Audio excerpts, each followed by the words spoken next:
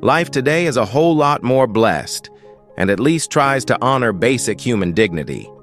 But back then, if you were born different, luck probably wasn't on your side. In the 18th and 19th, people with unusual looks or weird medical conditions weren't treated as people. They were treated like oddities. Some were sold away by families, and some tossed aside by society. While for people, these were just so-called freaks. They had stories that will shake you to the core.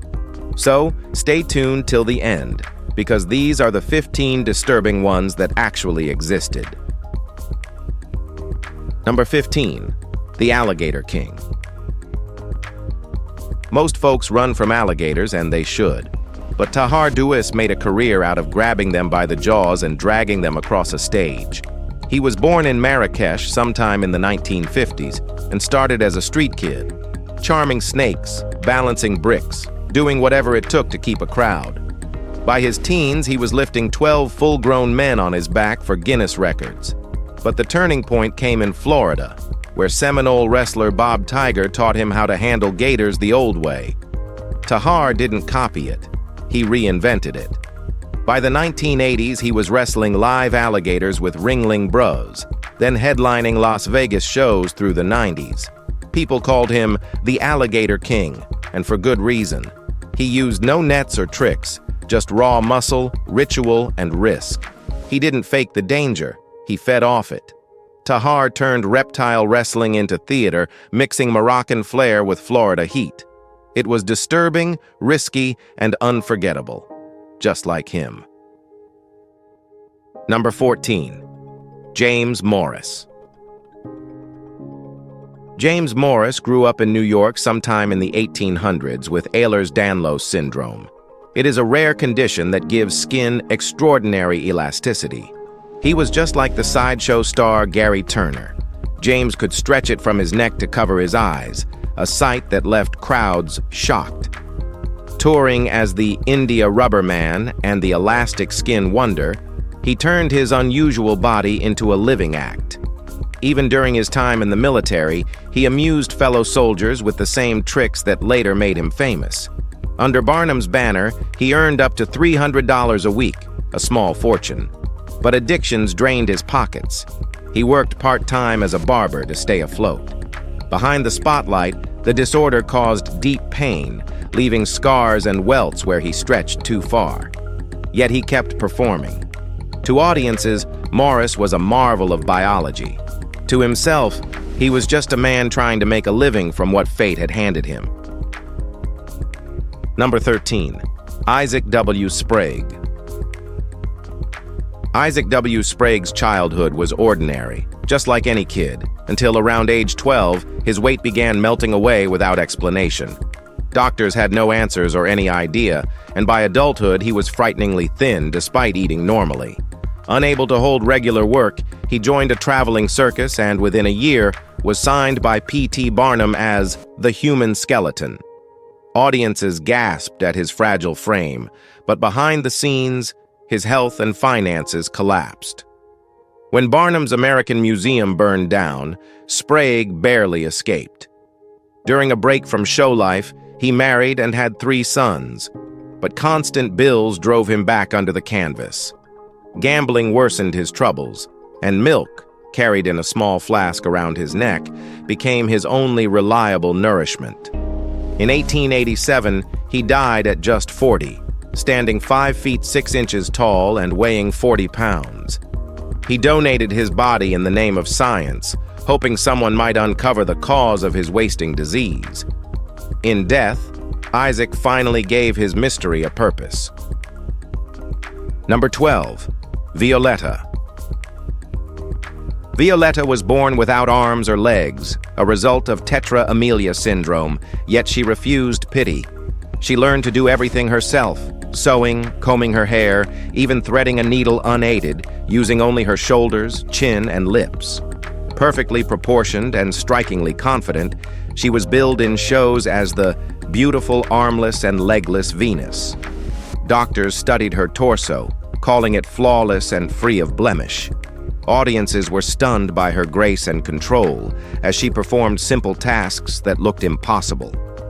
At the end of each exhibition, a nurse lifted her through the crowd so spectators could see her up close or touch her skin. Most were respectful, some were not. Whenever a man or woman tried to kiss her, she would drive her shoulder sharply into their chin, a move that could draw tears. Violetta's beauty sold the tickets, but her attitude kept respect in check. She wasn't a helpless display, she was the master of her own stage. Number 11. Barnum's Unicorn Hoax. This one's just wild. In 1871, P.T. Barnum unveiled what he proudly called the unicorn from Scripture.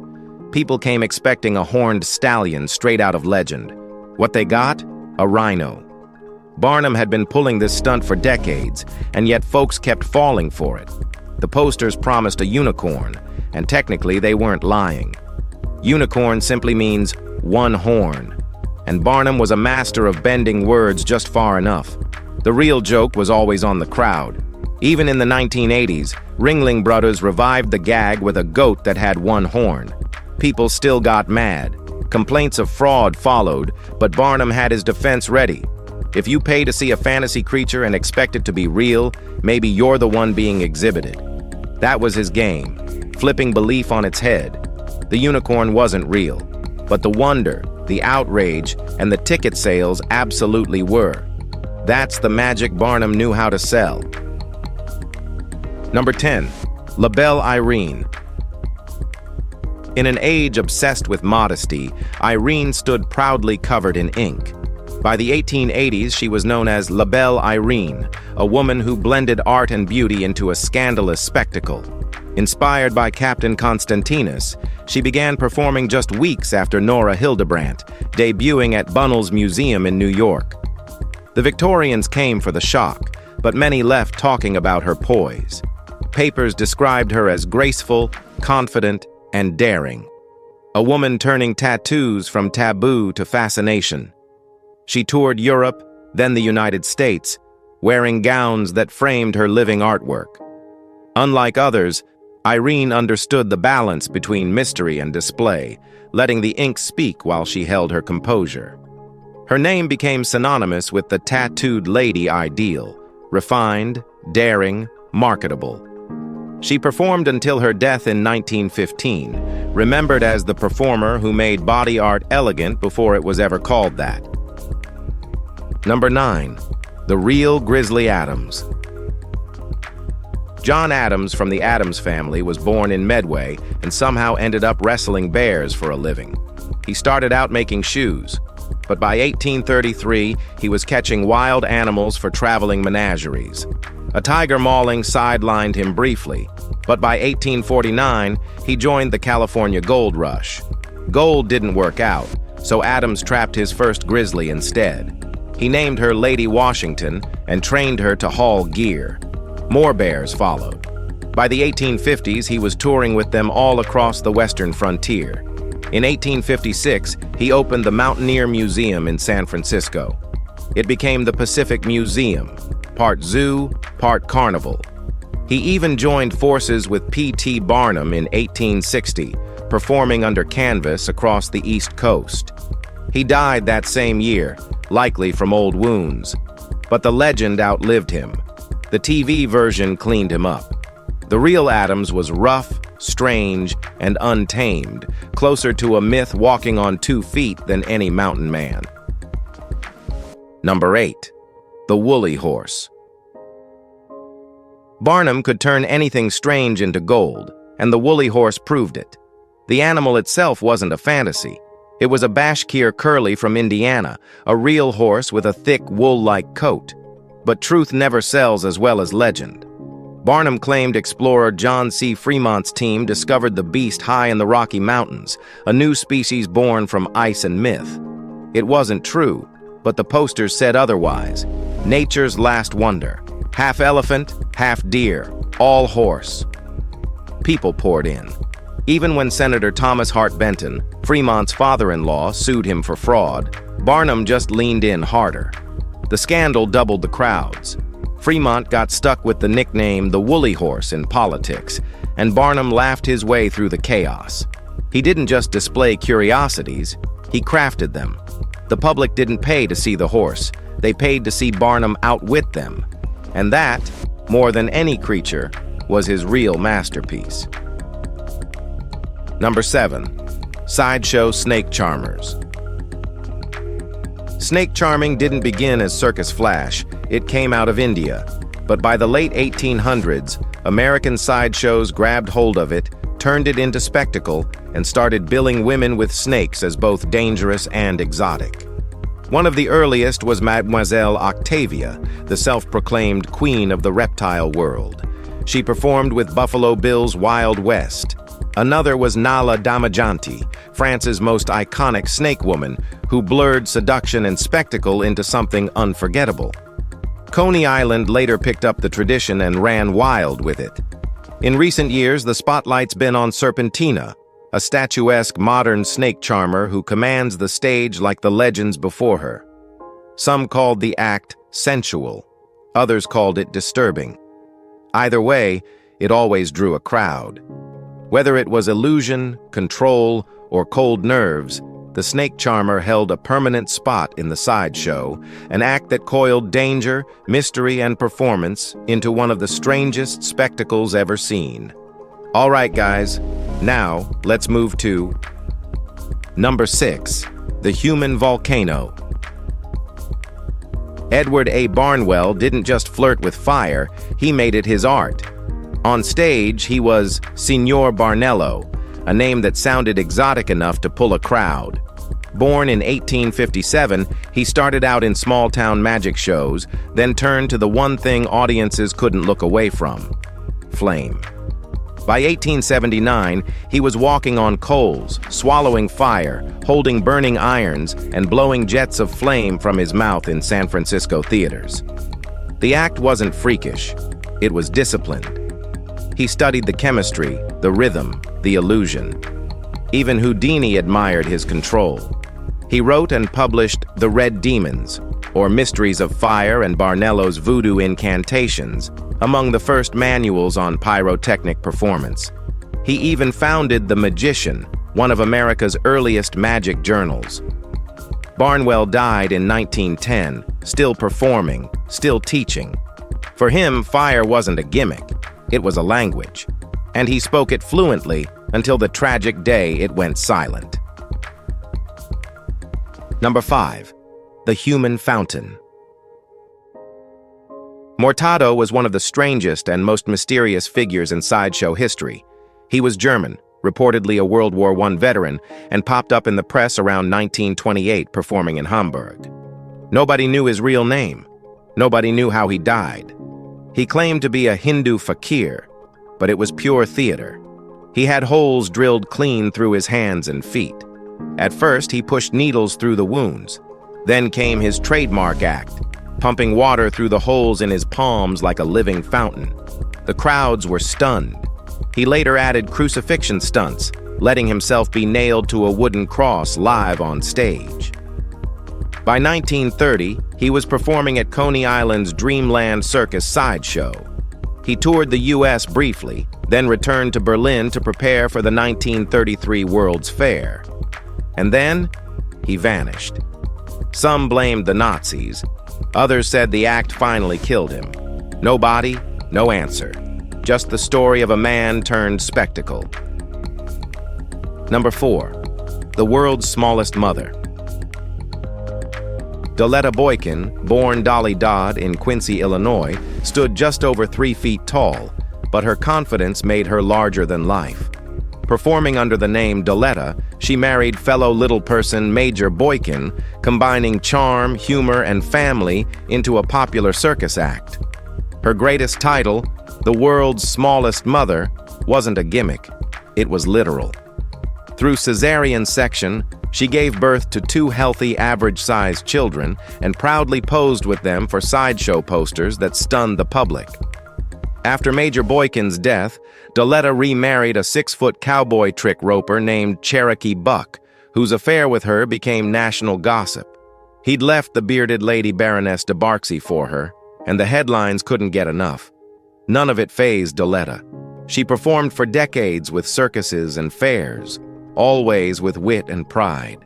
She died at 67 in Joplin, Missouri, remembered not for size but for spirit, a woman who lived loudly in a world built too big. What do you think about her? Number 3. America's Siamese twins. Mary and Margaret Gibb entered the world together in 1912, literally joined at the hip, but full of spirit. Doctors called them a marvel. Showmen saw a sensation. By 14, the sisters had taken the stage, building an act that was more vaudeville than freak show. They sang duets, played piano, and cracked jokes so naturally the crowd forgot the connection between them. Billed as America's Siamese twins, they worked with Ringling Brothers, Barnum and Bailey, and Cole Brothers touring the US and Europe. Unlike many sideshow performers, the Gibbs had agency. They managed their careers and kept most of their earnings. After years of travel, they returned to Massachusetts, opened a craft shop, and sold hand-stitched work to locals. Fame faded, but peace replaced it. They retired quietly, side by side, until 1967. In the end, they weren't remembered as oddities, but as sisters who stayed perfectly in tune, both on stage and in life. Number 2. The Great Raymond. Maurice Francois Sanders, known worldwide as the Great Raymond, blended charm and mystery into one unforgettable magician. Born in 1877, he grew up performing acrobatics in Adam Forepaw's Circus before trading the trapeze for illusions. By 15, he was staging his own magic acts, combining escape artistry with polished theater. Chicago audiences in 1902 compared him to Houdini, but Raymond wasn't imitating anyone. His motto captured his approach: 2/3 mystery, 1/3 vaudeville. With his wife serving as assistant and stage partner, he toured the world 7 times, filling theaters across Europe, Asia, and North America. His shows were built on spectacle, disappearing assistants, levitations, and elaborate set designs few could match. Raymond's magic didn't rely on danger. It thrived on elegance and precision. He continued performing until 1948, when he passed away, leaving behind decades of illusion that shaped modern stage magic. He wasn't chasing Houdini's shadow. He was building his own empire of wonder, and it still echoes today. Now let's end this journey with Number 1. The Neon Sword Swallower. Mimi Garneau was born Hazel Kirk Thomas in 1890, the daughter of a Welsh coal miner in Phillipsburg, Pennsylvania. She didn't enter sideshow life until the 1930s, using the stage name Jude. But once she started, she didn't hold back, becoming one of the first women to swallow swords professionally. After marrying Fred Garneau, a tattooed sideshow performer, she took his last name and expanded her act. She worked with Ringling Brothers, Sells Floto, Al G. Barnes, and Ripley's Believe It or Not. Mimi became a top-tier name. She's credited as the first woman to swallow a glowing neon sword, an electrified tube, deadly if mishandled. She performed at world's fairs and even appeared on The Tonight Show with Steve Allen in 1961. Later, she swapped sharp steel for miniature performances, running a flea circus. Mimi retired in Florida in the mid-1970s and was posthumously inducted into Coney Island's Sideshow Hall of Fame. She wasn't just one of a kind, she lit up the stage, literally. If you've enjoyed this video, be sure to like, share, and subscribe. Thanks for hanging with us. We'll see you soon in the next one.